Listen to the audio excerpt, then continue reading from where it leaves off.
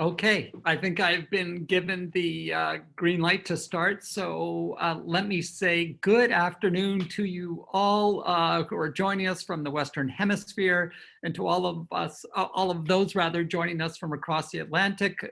Good evening. It is great to be together with you all, albeit virtually, but to be with so many friends of SAIS and SAIS Europe to announce the Robert J. Abernethy Professorship, and to hear from our distinguished lecturer, Professor Romano Prodi. The commitment of this professorship marks the culmination of decades of vision, guidance, and tireless support that Bob Abernethy has lent to his alma mater. Bob, I'm looking at you, and I just say with greatest sincerity and greatest of affection, we're in your collective debt. Thank you for all that you do for us at Johns Hopkins. Now, you may know that before Bob was a Blue Jay, he spent 18 years as an honorary Davidson Wildcat. You see, for 3 decades, Bob's father taught philosophy at Davidson College in North Carolina, and his mother, an artist, often exhibited her paintings in its halls and galleries. And what I imagine were frequent dinner conversations spent debating the finer points of Aristotle's ethics or Cézanne's brushstrokes, Bob was steeped in an academic community dedicated to truth, to beauty, and to meaning, a spirit, he says, that he found once again when he came to study mathematics at Johns Hopkins. While Bob's career ultimately took him far beyond the walls of the academy, we do know that in all of his endeavors, he took the academy with him. From working on the future of human flight to ensuring that all Californians could have access to life-changing art, to his generous, unstinting dedication to the boards of so many nonprofit institutions, including, of course, Johns Hopkins. Bob's depth of experience is a critical part of what has made him such an important steward for bridging the divides between the academy and the world at large. And there is no greater expression of this ethos than his decision to establish the Robert J. Abernethy Professorship, which will focus explicitly on constitutional studies and the development of democratic institutions. One could hardly imagine a better birthday gift for SAIS Europe's 65th anniversary, an institution founded to train future leaders dedicated to the work of democratic institution building. It is such a glorious and meaningful history that we celebrate at SAIS Europe. Such work is, of course, as important now than it's ever been. Today, as you well know, autocratic countries outnumber democratic ones. The COVID-19 pandemic is straining our institutions, and across the globe, protests against racial inequalities and inequities are laying bare the urgent need to build a world that treats all people fairly and equitably. This professorship is a testament to the belief that our universities still have a central role to play in leveraging our knowledge, our optimism, our creativity to improve the world.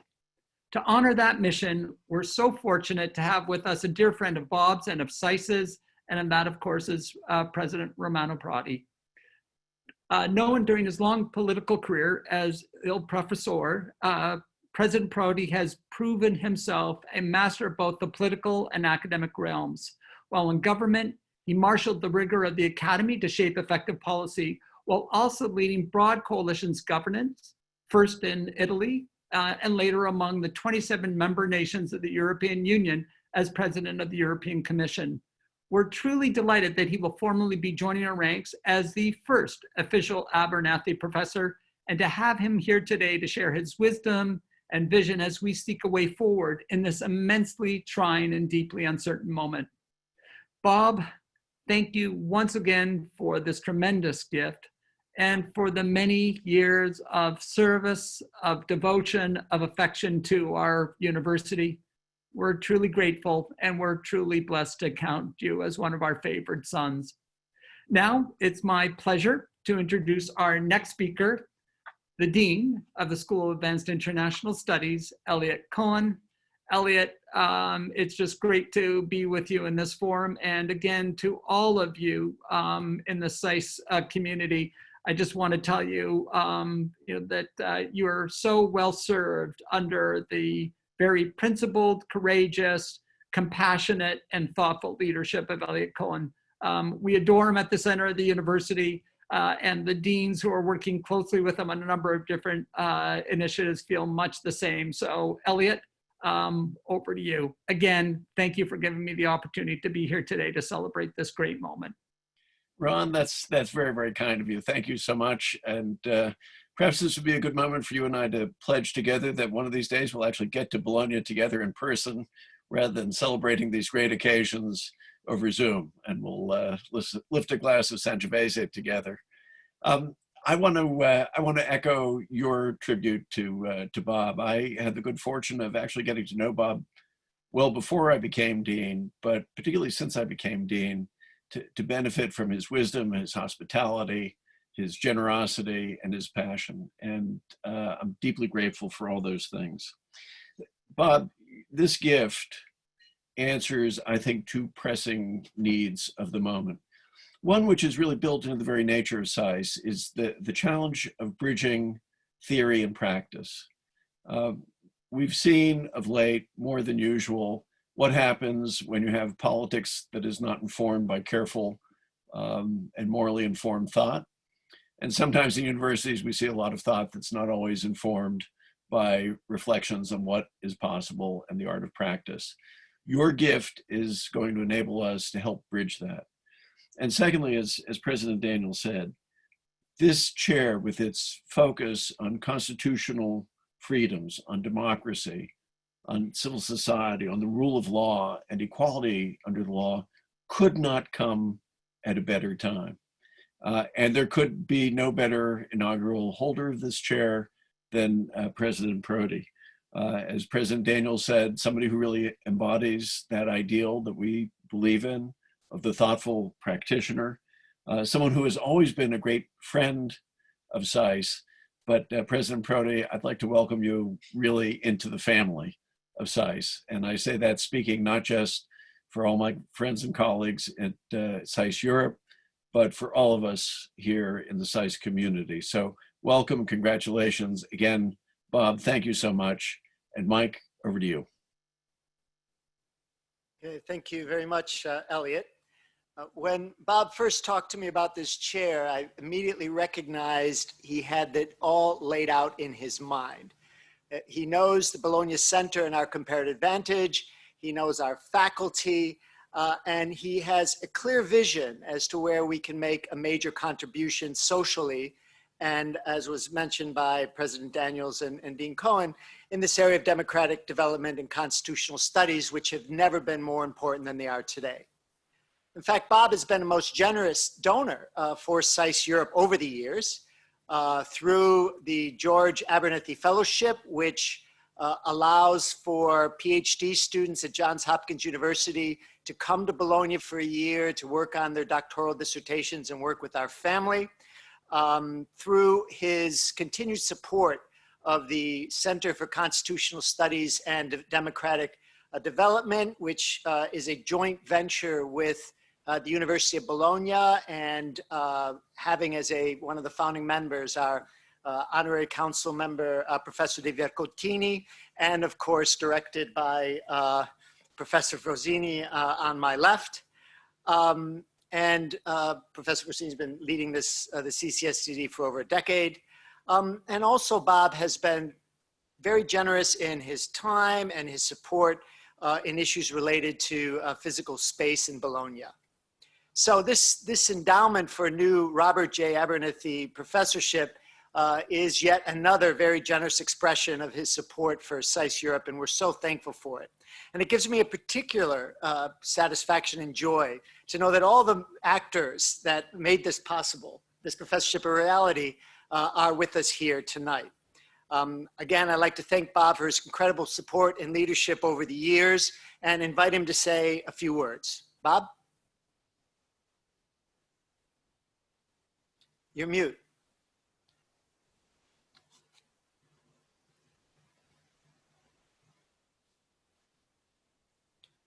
Bob, we can, there we go. Still on mute. Yes. Good. Thank you, President Daniels, and thank you, Dean Cohen, and thank you, Director Plummer, for your kind words and for giving me the opportunity to share my excitement about the new SAIS Europe's chair appointments. I'm delighted to support SAIS Europe, an institution that combines a superior faculty with a truly international curriculum and learning environment, giving students an educational experience as pragmatic as it is wonderfully distinct. When Professor C. Grove Haynes envisioned a collaborative program between Johns Hopkins University and the University of Bologna in 1955, Italy was on the cusp of Il Miracolo, a period of sustained economic growth that transformed the Italian economy and industrialized her northern cities. 2 years later, in 1957, signers on behalf of Belgium, West Germany, France, Italy, the Netherlands, and Luxembourg convened at the Palazzo dei Conservatori in Rome. Today, just a 3-hour train ride from the University of Bologna, to sign the Treaty of Rome, creating the European Economic Community and the foundation for the European Union. The last decade has shown us how quickly the fortunes of trusted institutions can change and how urgently we need internationally educated thinkers. A debt crisis and a withdrawal have led some to question the EU's future durability. Waves of asylum seekers fleeing conflicts in Africa and the Middle East required Europe's close cooperation and the global community's urgent assistance. COVID-19's dashboard by the Center for Systems and Science and Engineering at Hopkins indicates that SARS-CoV-2 has caused more than 9 million cases of COVID-19 around the world and 470,000 deaths. Today's emerging crises are global problems. I am confident that our nations will cooperate to find the best solutions. I cannot think of better stewards for our future policymakers' minds than Professor Romano Prodi and Professor Justin Fossini. Romano has led a political career that spans decades. What Romano doesn't know about Italian politics, quite frankly, isn't worth knowing. In 1978, Prime Minister Giulio Andreotti appointed Romano to serve as the Minister of Industry. Romano served as Prime Minister of Italy twice, in 1996 to 1998, and again in 2006 to 2008. He was President of the European Commission from 1999 to 2004. Romano began teaching at the University of Bologna in 1963 as a teaching assistant and continued teaching as a tenured professor from 1971 to 1999. We at SAIS are a family of professors and students dedicating our lives to education. Romano is part of a family of professors dedicating their lives to education. His wife, Flavia, is a professor of social science. His 5 brothers are professors: Giovanni, mathematics; Vittoria, physics; Paolo, history; Franco, atmospheric physics; and Giorgio, pathology. Justin Fossini has distinguished himself as a scholar. He is director of the Center for Constitutional Studies and Democratic Development in Bologna and teaches constitutional law as an adjunct professor at SAIS Europe. I also came to learn that Justin holds the distinction of most enviable commute when I visited Bologna many years ago and discovered that SAIS and CCSTD are just across the street from each other.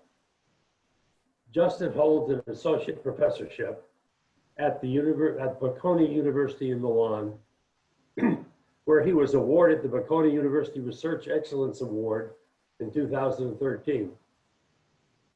When I funded the George Lawrence Abernethy Endowment in 2008, I wanted to afford doctoral candidates a research opportunity that would expand their circle of concern to include all of Europe, and also to support the research activities of CCSTD. I'm proud to see that SAIS Europe, under the superb leadership of Director Mike Plummer, continues to provide world-class opportunities for students by giving them two brilliant minds to learn from. Thank you, Romano, and thank you, Justin. Thank you so much, Bob. And again, thanks to President Daniels and Dean Cohen for their collaboration in making this professorship a reality and for being with us virtually today. I might mention that for our 60th anniversary, President Daniels and President Prodi had agreed to have a roundtable on challenges facing the world in terms of development, but unfortunately had to be canceled because of the crisis in Baltimore brought about through the death of Freddie Gray in police custody. So we had to postpone the roundtable, and President Daniels and President Prodi, however, agreed once again to hold the roundtable to celebrate our 65th anniversary this past May, but alas, once again, it had to be canceled due to the COVID-19 crisis. Hopefully, third time will be a charm next year, and if we can arrange it, and that should be something to look forward to for our incoming class currently participating in this seminar. So without further ado, let me introduce our panel tonight, which would be Professor Justin Frozini and Professor Romano Prodi. I think Bob gave an excellent introduction to both of them. So without further ado, let me hand this over to Justin. So please. Just a few words to thank Bob Abernethy for creating this professorship. It's really a great pleasure to be here tonight. The work that we've done at the CCSTD on constitutional studies and democratic development, I think has led to this important decision by Bob, and I really want to thank him very much for his kind words. It's been really a pleasure to work with him as an advisory council member and as a strong supporter of the work that we've been doing. And among other things, also thanks to his support, we now offer a course of constitutional development and democratization here at SAIS. I think these are all very important things given the present situation and the things that were underlined by President Daniels and by Dean Cohen.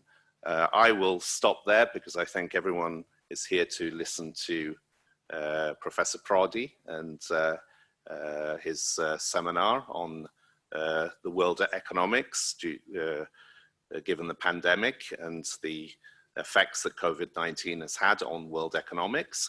I would just like to underline this before we start.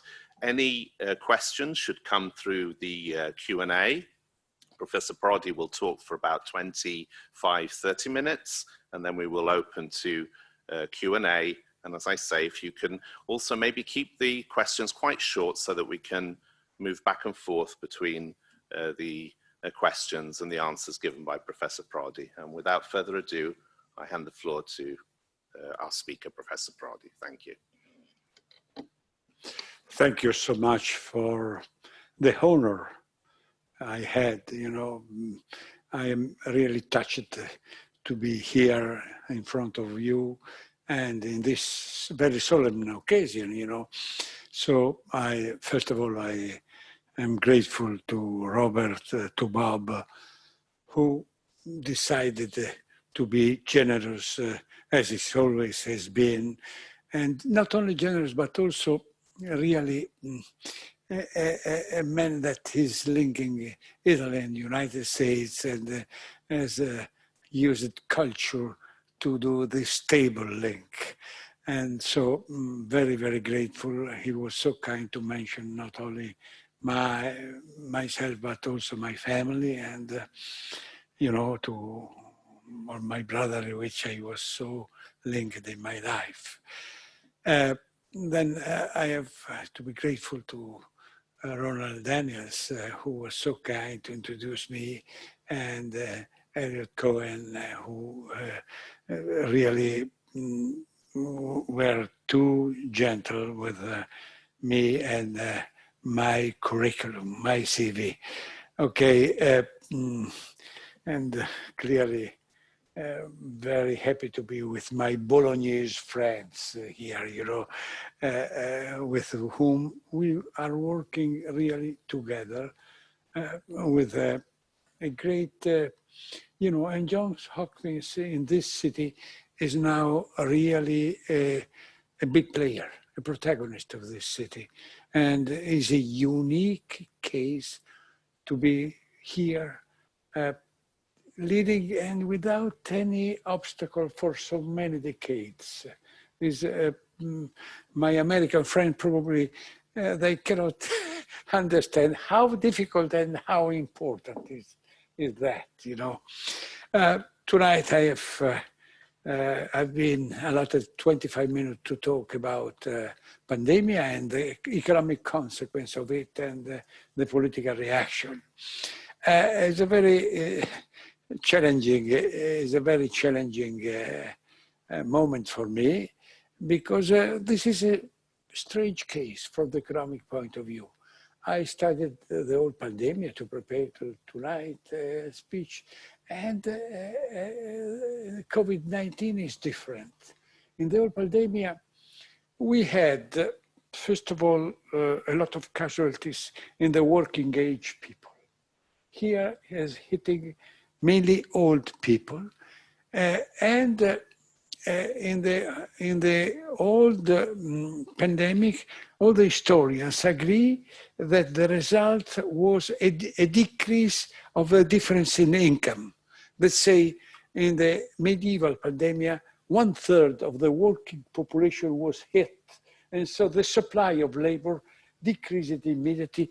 So wage and salary increased, and so there was a total reshuffle of the economy and higher productivity, of course, but not because of higher technology, change of technology, but because of decrease of supply of labor. In this case, we are in a totally different case, you know. There is no different supply of labor, because if you think casualties in labor age, there are very, very, very few, you know, sad, but few. And an enormous change, not in technology, but in the diffusion of technology. And, you know, the productivity is a consequence, not of the change of technology, but of the diffusion of technology. So we shall get out of this pandemic period with not decreased supply of labor, an increase of productivity, and so with no change, if there is no government action or change of policy, no change of distribution of income. It's totally different from all the historical analysis, you know. And so, of course, my speech is, as we say, things being equal. Let's say that I do hope that there will be not a second stage of this COVID-19. I speak as the situation, today's situation and today's figures. Of course, I am not expert in pandemic. I am only happy for the case that in the old times, the economists were accused to be, to have different opinion and to fight each other. Now we are out of the game because the professor of medicine, epidemic, and so on, experts in this are much more, have much more different opinion than we have in our economic analysis. But clearly, what is now is one first problem, one general reaction. Now we are in a moment of very strong political tensions, clearly. US and China tension, they were increasing also before the COVID-19, but they are increasing more after COVID-19. And, you know, I don't want to go back to the different stages of this tension, the accusation on both sides, so on, so on, so on. But what is incredible is that, in spite of that, the government policies in China and United States, and now in Europe, later, have been the same, to put a lot of purchasing power on the table. The first one were United States with $2 trillion, and then now a supplement of that. Then China has put a lot of money, in easy money, on all the government decision, and then Europe followed. It was absolutely unexpected, the European reaction. 2 months ago, I wrote an article very worried about the European inability to react to this crisis. Now I am obliged to say there is a fantastic reaction of the European Union and of the European government. Germany never had such a strong reaction to any crisis. In 2008 crisis, Germany decided to have a budget, a surplus budget. Now Germany, against any past doctrine, has an enormous deficit in the budget. So it's quite strange, a word in tension, but everybody Keynesian, starting from Trump. Trump now is the most Keynesian politician in the world in terms of quantity. And this is, for me, it was absolutely unexpected. And in spite of that, of course, this is the macroeconomic consequence. From the, let's say, trade policy, competition policy, the change is also incredible. Of course, even before the crisis, there was an American tension against UN, against the WTO, against World Health Organization, but this has increased after the pandemic, and we are, this is my opinion, we are going in a different competitive environment. So I don't agree that globalization is over, but I am sure that the new globalization will be totally different and corrected by what I called regional competition. So what I mean is simple. The interaction of the multinational companies has gone too far that nobody will totally disrupt these links. Don't forget that 40% of Chinese export that has been the point of disequilibrium of world trade, 40% of this export are non-Chinese multinational companies, and mainly American. So the link that there is between, this is only an example, but we could also analyze the Chinese investments in Europe, the Chinese investment in the United States, clearly decreasing in the last 2 years, but the stock of this investment is still absolutely remarkable. Now, the mask, what I call the mask effect, but it's not only about mask, it's even more about high technology. As let's say the COVID-19 effect has demonstrated that in each big regional economic area, you need to have at least some basic percentage of your need produced inside. I call the mask effect because it was, you know, everybody not familiar with China or others was surprised that in Europe and United States we didn't have any mask for our use. But it was so natural because in China, when there were pollution, everybody was using masks. Here in Italy or United States, nobody did, you know. And so, but this was an example that because this effect has changed the flow of trade in the world, any of the big region will adopt a policy of partial self-sufficiency. Let's say a minimal production of any basic good, minimal in the sense that they will be needed during the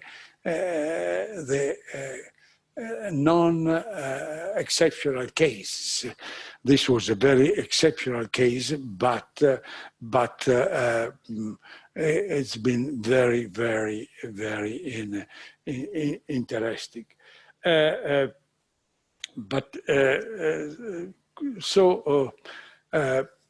We shall assist to a reallocation of investments. I mentioned before that already the last 2 years, the Chinese investment in the United States and vice versa, they were heavily decreasing. Now we shall have a further consequence, let's say a repatriation of some companies, let's say reshoring, what is called a reshoring effect. This is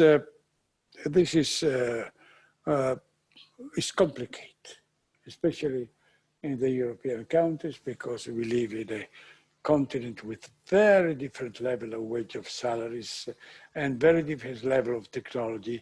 And so the reshoring that will be done in the future will be allocated in a very different manner.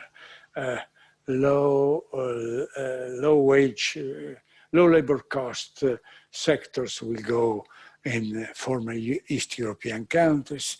High-tech reshoring will be to Germany or France or Italy, you know. So it's and this has not yet been analyzed and discussed, neither inside the United States nor in Europe, and will be one of the most important chapters of the new economic policy that will follow the pandemic. And another effect, and that will be, of course, more European than American, it will be a coming back of the role of the government in the economic policy, different from the past. We shall not have government, wide spread government-owned companies, but some sort of, let's say, government increased attention on the competition will be one of the new characters of the new economy.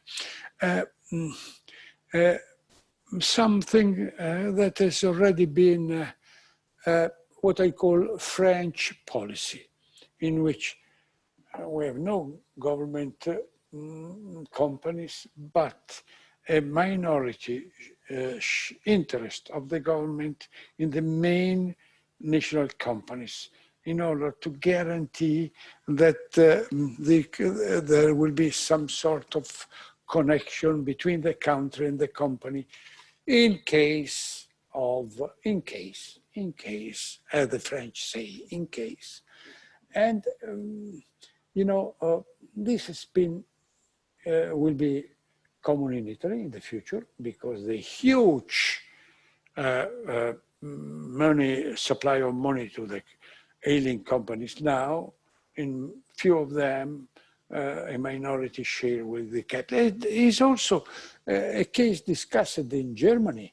The German government is supplying 1 billion euros to Lufthansa, the national airline companies, but the government is asking to have 25% of the shares of the company. And there is, of course, not yet a decision, but there is a discussion that was absolutely incredible 1 year ago, absolutely incredible 1 year ago. So this evolution of the government policy is now one of the new events, consequence of the coronavirus, you know, of the COVID-19.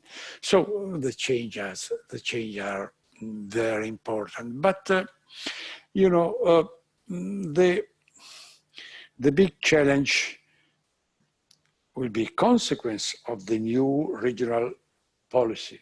But the big challenge will be in the high-tech industries, mainly in the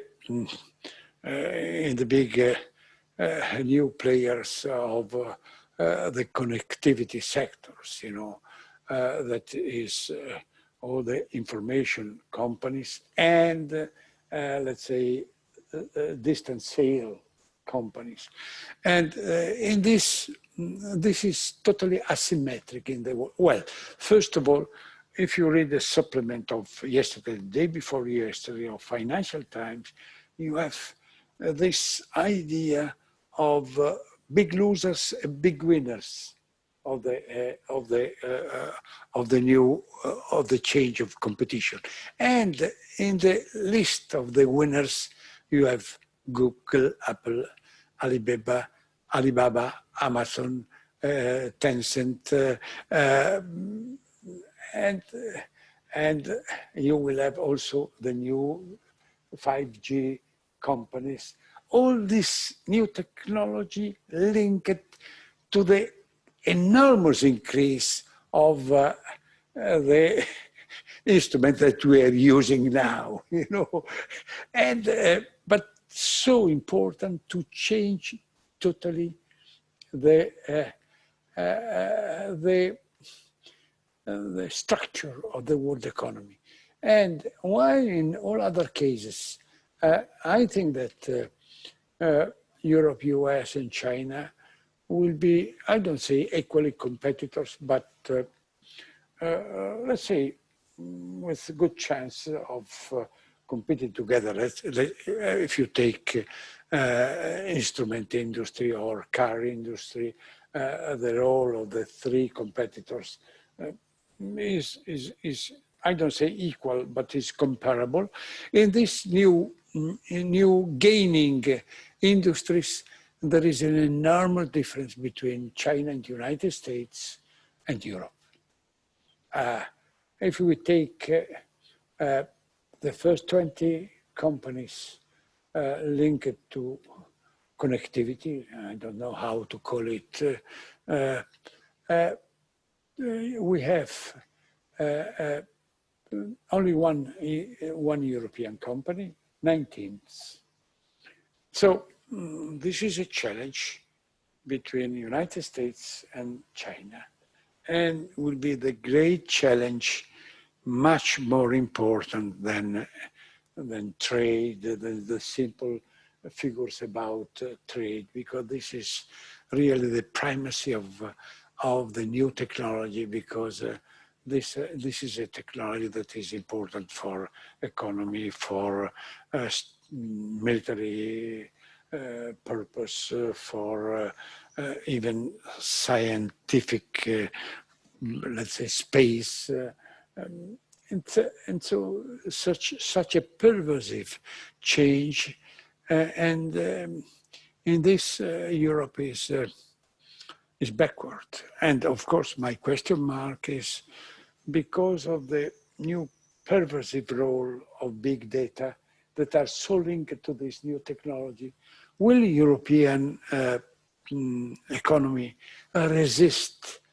enter in the new phase if does not take really make a jump in this new technology that will be so pervasive.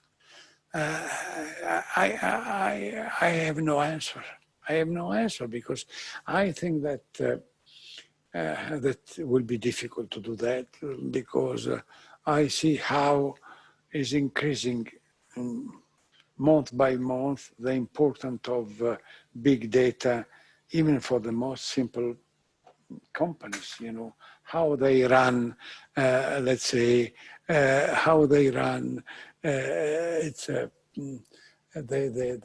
distance sales structure with totally new instruments. So from this point of view, I leave you with a question mark, you know. Even if it's let's say we may have a European reaction because now the knowledge of this problem is with this new events is changing so much the decision makers of all European countries that maybe we shall have some consequence. Now, sorry because I have ended the time you have given and I have to stop here. I only stress the last message that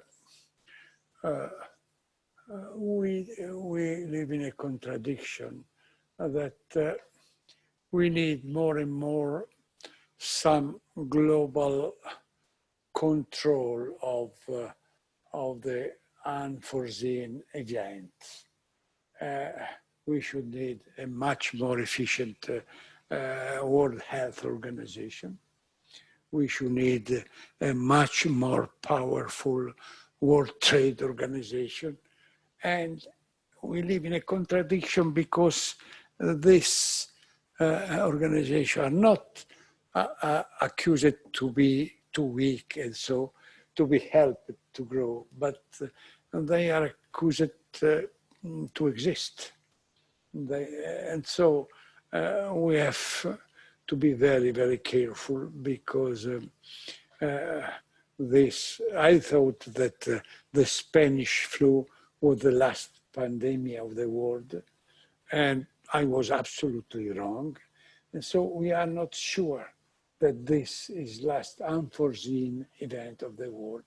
And so we must help all the international organizations that will be, let's say, will be the only instruments to speed up the reaction against the pandemic. We have seen that in the economy, by chance, we had the same reaction, but we have the same reaction in the scientific cooperation and, let's say, in exchanging information on how to tackle this problem. I ended my sermon. Professor Prodi, thank you very much. As the Italians would say, spaccato il minuto, and that makes it really easy for a moderator from this point of view. So let me, without further ado, start asking the questions that have arrived. So the first question is, the Italian state is very different from the French state. Italy does not have the grande école and a supply of managers that could manage state-owned companies efficiently. This has been demonstrated in history in different economic sectors. Doesn't Professor Prodi think that this increased presence of the Italian state in the economy could even worsen the country's decades-long low growth and low productivity problem? Thank you. No, I agree that France is different from Italy, but I also you know, nobody knows, very few know that in terms of added value, Italian industry is a little bigger than France. And look, we had a strong presence of the government, and I was the privatizer of IRI, of the biggest state-owned company of the Western world, you know. So, and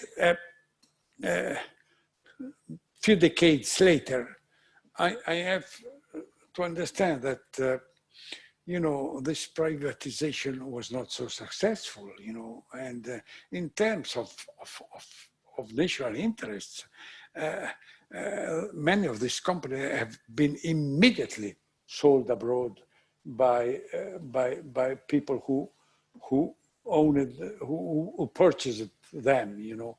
And so I have a mixed feeling. I say that in my experience, public and private companies are equal sinners, almost equal sinners, you know. And so I am very, and I repeat, we cannot have, is absolutely anti-historical to have a majority, government majority in many companies. Or what I mean is that in France, they have been, you know, let's say, very careful in defending some basic national interest. I give you an example. Now, there will be an important merger that will interest United States, France, and Italy. Let's say Chrysler, Fiat, and Peugeot, Citroën, you know, to, let's say, absolutely necessary.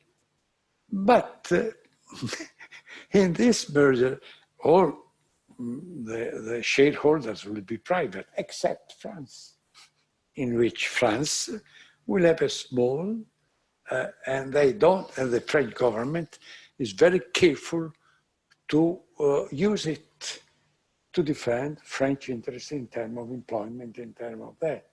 You know, so I don't say that this is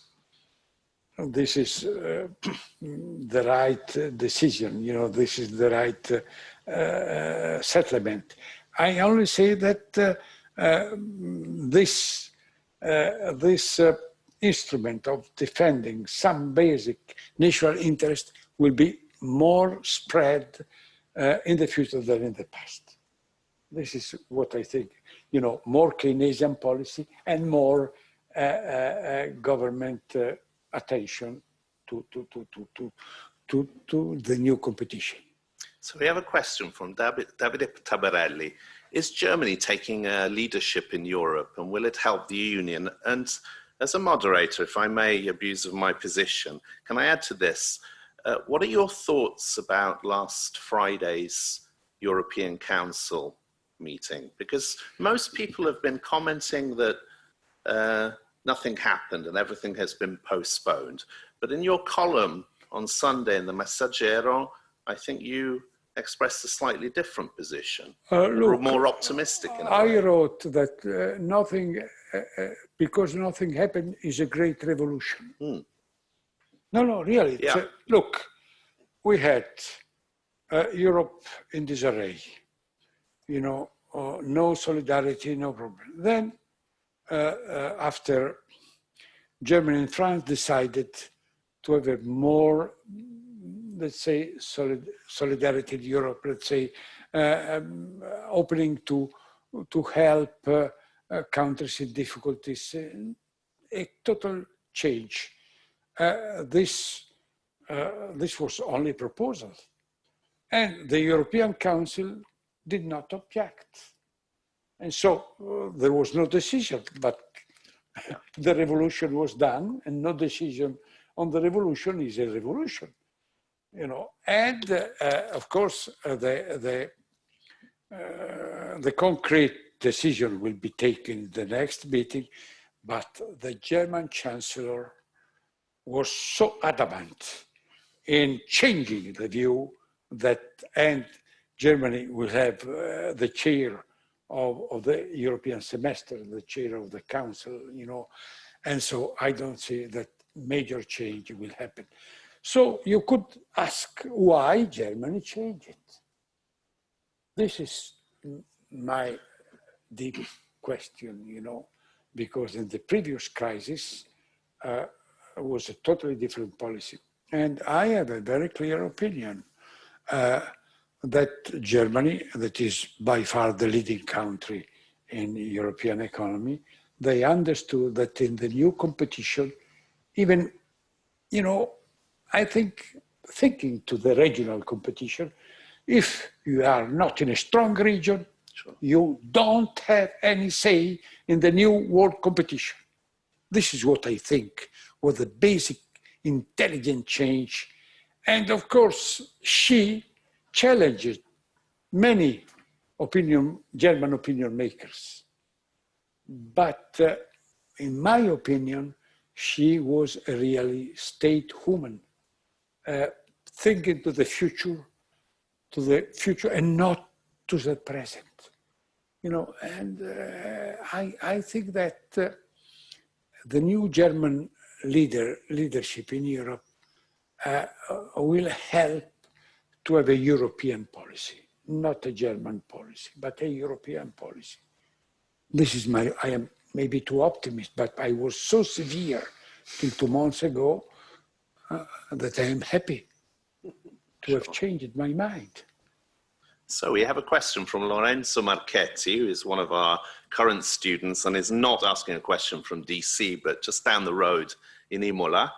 He says, thank you to the panelists, in particular to Professor Romano Prodi. I have a question about the big winners that the professor mentioned, Google, Amazon, and so on. What is, in his opinion, the best way to deal with them? To embrace them fully, pushing them to adopt the heavy regulatory system of Europe?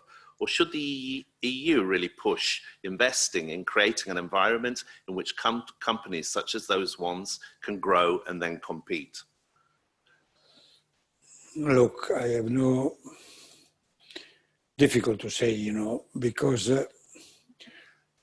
today in FT, an American, I don't remember the name, but an American authority was, let's say, remembering the Sherman Act and telling, look, it is time to divide these two big oligopolists because the market power is too big per se. And the old American doctrine was bigness per se. When it's too big is a problem. I don't go too far. I don't go so far on what I read just this morning, you know. But I do think that some big problem will be raised in the world. First one is taxation and rules of competition, you know. In this moment, the European mood vis-a-vis the regulation of these big companies is changing. Starting from France, now even in Germany, Italy, and in many European countries, except of course Ireland or Holland, where these companies have the European headquarters, there is some sort of fear. Also because if you take the most visible of this company, Amazon, there is in many countries a reaction of the small traders. They are very afraid of the increase of the distance sales. And this is incredibly quick in the last months, you know. Of course, and these are only Chinese and American companies, you know. If you understand that Alibaba in the Black Friday, I don't know how it's called, they sold $38 billion in one day. $38 billion in one day. And the first billion in 14 seconds. You know, so clearly, politically, you move emotion. And what I don't know, because we are in the beginning of the process, but what I think that many of these small shops have temporarily closed because of the pandemic. And if they are unable to reopen, there will be a political backlash against this domination. You know, of course, I am only thinking to that, telling you that the initiative to have a discipline for that is now French, but will spread around Europe. Okay, we have a question from Michele Nico. Professor Prodi, which is the limit between competition and concentration of companies in terms of profit and consumer price and needs protection? Oh, there is no general rule. Simply when you create a political alarm, the governments react. And I describe it, the case of Amazon as,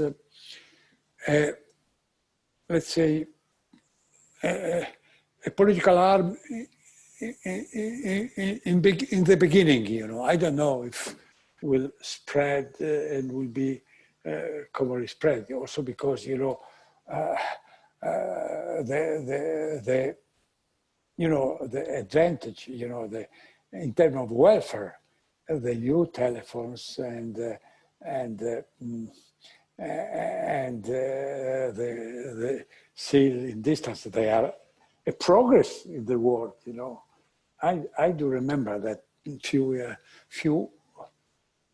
years ago, 3 years ago, I met my former colleague, Professor Cohen of,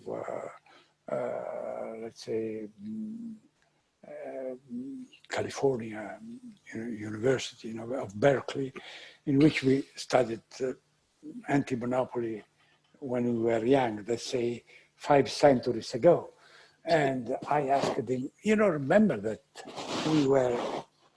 we were so, all the academic world was in agreement of the necessity of balance, you know, and the political environment was following that. I asked him, why you have not the same reaction in the United States, you know? And his answer was fantastic. He said, look, the reaction against Rockefeller or, you know, the oil or transportation company were common because they increased prices and they decrease the competition. Now, you know, with the small telephones, they arrive at home free, and your children use them. And now, you know, Amazon goods, they arrive cheaper to your home. And so you have an advantage of consumer, you know. So it's a really political challenge. I don't know which will be the end of it, but I am sure that there will be a great political change because the share of this new instrument in our economy is increasing so quickly that they are changing the world, both in China and the United States. You know, this is an incredible event, some sort of symmetrical change that you have both, and Europe, and they both come to Europe. So we have a question from Julius Westrick. Dear Professor Prodi, do you think that President von der Leyen will be able to set up your Green Deal, and in particular her project to create the basis of a so-called bioregions as supranational areas characterized by a particular homogeneity and industrial, agricultural and cultural vocation to enhance the activities, productions and exchanges within them? Well, so, your Green Deal. Well, I am strongly backing the Green Deal because it was time to do it. We started in the Commission with working like mad to approve the Kyoto Protocol. That was the beginning of the process, you know, against China and the United States that were against, you know, and we did it, collecting all the water. And then you had all the new meetings, the progress in this area. And the last one, big progress, was the Paris meeting in 2015, you know. But as an economist, I analyze that in real terms, no progress has been done. No progress. Why? Why big interest? Why you have to agree over all the world? Because, you know, a green policy, in the beginning, it costs. And so I am working and backing the European policy, but I do understand that we in Europe make only 6 or 7% of world pollution. And no, if we arrive in a moment in which we spend a lot and we have no results, it will be a tragedy. And so I am working in order to and hoping to have a technical revolution in order that we can, let's say, combine the green plan with the European economy. Otherwise, if there is a clash between them, will be really a problem, will be really a problem. Allow me to hand the floor to Professor Plummer, because I know he has some questions. I guess I'd have two. That's interesting choice. Interesting argument you just made about public choice. It's costly when you start with environment. We had for environmental protection for long-term gain, and yet we saw with pensions, for example, when they instituted, they were not viable, but putting them very generous pensions in place to begin bought a lot of votes, and so it was easier to do. So you have the same public choice challenge, it seems to me, politically at both ends. But I guess my question would be about the, this Keynesian issue that you talked about earlier. And we have this response, this fiscal response in the US, in China, now in Europe, that were not coordinated, but happened, and this is a good thing. But Keynes himself saw that when we do these things, and I think this is the appropriate policy, that in the cycle when we have growth, that we actually run surpluses. And yet, for example, in the United States, we had the first half of this fiscal year before COVID, we had the biggest deficit ever, despite the fact we had the longest US expansion. So it seems as though we run deficits when we have recessions, and we run deficits when we have surpluses. And this isn't Keynesian particularly. Are you troubled by the run up in all this debt? Do you think this is a problem, or are we all dead in the long run? You are raising not only a problem, the problem, but of course, we have to avoid the tragedy now. And because we are in a moment of absolutely deflation. We have no risk of inflation in the foreseeable future. So my answer is very simple. Now we have to think to avoid a tragedy, and very soon, maybe in a non-long period of time, we have to think back to the inflation. And I do hope that we should think to the deficit before we ask to the inflation to cancel the deficit, because this has been the pastime tragedy, the big deficit was canceled only because war or because inflation, because of that. And certainly, you have put on the table the problem of the future. And my answer, I understand, has been short-sighted, but it's all what I can answer today. Professor Prodi, we're here to celebrate Bob Abernethy's professorship in constitutional development and democratization. I wanted to ask you, how would you deal with the issue of what some have called democratic backsliding in general, but in particular within the European Union. And I'm thinking in particular of two countries, Poland and Hungary. Well, my answer is clear.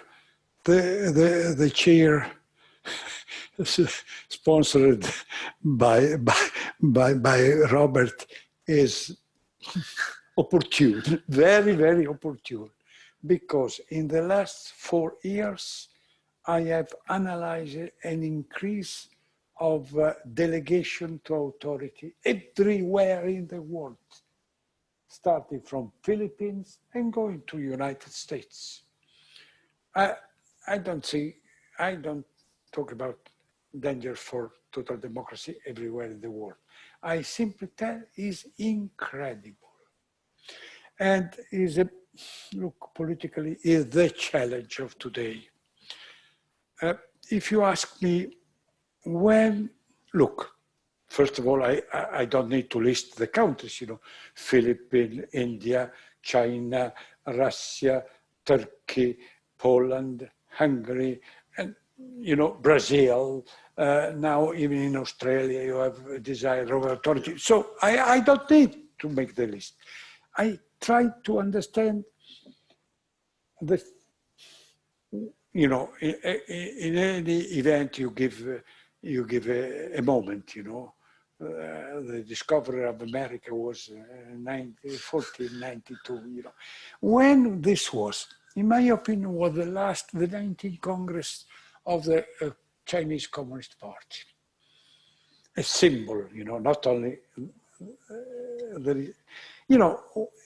anytime I was meeting as a president of the European Commission or as Italian Prime Minister, the yearly meeting with the Chinese president and so on, the meeting was started with some sort of declaration on the Chinese side. President, you have to understand that we are a developing country. We have a lot of problems, not to justify, but to explain in some way the particular structure of the Chinese governance. In the last Congress of the Communist Party, President Xi didn't tell that. It was, of course, less blunt, but the summing up is, look, you Western democracies you are not delivering, we deliver. And so the new world will look at us and not at you. So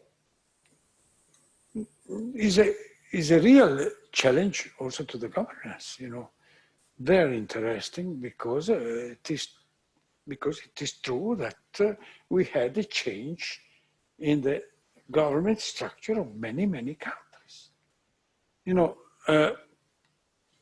Only Europe, I think we are really with the dominance of traditional democracy, let us put it this way. Poland and Hungary are an exception now.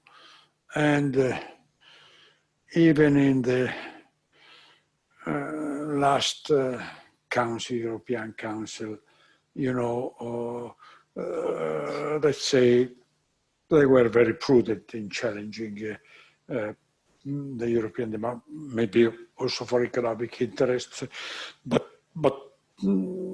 so I don't see, and in last European election, when you have to decide yes or no to democracy, here we are very clear on the democratic, with the deep change of the political parties, we don't know how will be the settlement of them, but that Parliament is central in European policy is still in our heart. And so what will happen in the future? Difficult to say. A lot will depend in the US November election, because these are a signal of if there is a changing in the mood of people. And I repeat, I am I trust in, if you call it traditional democracy or liberal democracy, I am still linked to the central role of the parliament, and so maybe I am too conservative. But I think that we have, of course, to have a strong opinion of the results of democracy, of the achievement of democracy. And so I don't think to, let's say, to fight the other, the governments of other people. You know, I'm not, I don't have to teach anybody how to run this country. But my work is to make democracy working. And we have to do it. Our challenge in Europe is to make democracy working. In the last month, democracy worked in Europe. Clearly, the challenge is big, and we must challenge also the new field of new technology. Of course, because if we don't do that, we lose our role in the world. But I think that our pacific and constructive battle is still worthwhile. This does not mean that you have not to have a dialogue with others. I do think that we must dialogue with China in finding common rule in international trade, and common rule must not be our rule, but must not be the Chinese rules. And this is the dialogue, the compromising dialogue that we must have in the future to save peace, I think Professor Plummer might have another question. I know you have. If I can Yes. do it once more to take advantage of being here at the table. You mentioned that we have these issues of global governance that are a major problem, and yet they're going to become increasingly important in the future. In your view, how do we need to prioritize this? I mean, how can we do it? I mean, we're seeing, you mentioned WTO, we've got WHO, we've got all these other issues. How can we fix the system? Well, in this moment is the normal answer is World Health Organization and this problem. But I think that first of all, we have to fix the rules in which we deal our trade, you know, because we must put down the tension that have been built in the world in the last years. And this is difficult because in the last meetings of the World Trade Organization, no common decision has been taken, and the split between developing and developing country is increasing in this field. And so my priority for the future of the world and the fight against terrorism is Africa. I can be funny if you think, but this is my priority.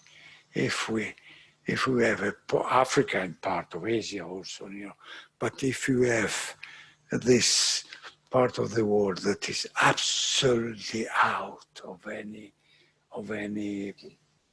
future, it's difficult for, you know, I was worried in this period of problem that nobody worries, you know, to see the terrorists arriving to East Africa, you know, arriving to Mozambique, but from Sahel to Sinai to Mozambique and nobody worries about that, you know, and another case, Yemen War. So we have new place in which you have new fire. And if you don't regulate it, there will be a fight. There will be a fight. Close to us, I can mention Libya. You know, how this that was a limited problem is now becoming a show, you know, arm twisting between, you know, and this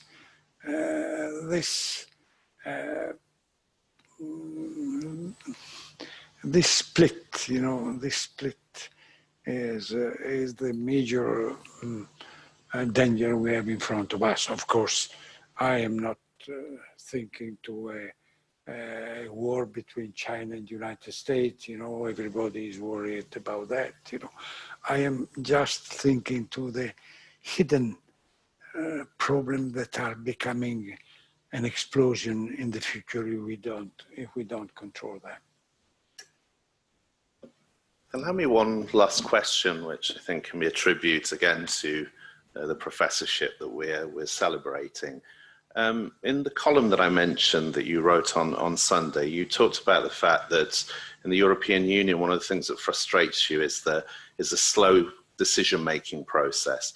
And you said that there was a lost opportunity when the Constitution of Europe was not approved. Do you think there's any possibility of what we might call constitutional reform at EU level? Because we still have this problem, that famous question of Henry Kissinger, who is it? Who do I call when I call Europe? So this criticism of the form of government of the EU. Do you think there's any possibility that that might change in the next few years? Look, I do think that in the end of the story, there will be a change, and the new conference that will be done, the huge conference, even if a conference that's going on for a couple of years, makes me a lot of problem, raises me a lot of problem, because you never know how but I don't see the possibility of a quick fix of the process. You know, let's say, let us change to the Constitution, because the damage was too big in 2005. You know, it was the beginning of a dissolution. So we have to be slow to get out of it, you know. But in the end of the story, Europe is a strange animal, you know. Look at the borders of this pandemic episode. Everybody was closing the border, but in few weeks, everybody was thinking to the damage of the process, and silently, we almost all the borders are open now, but without any, because now, step by step, we are thinking that this is our future, but we need time, we need time.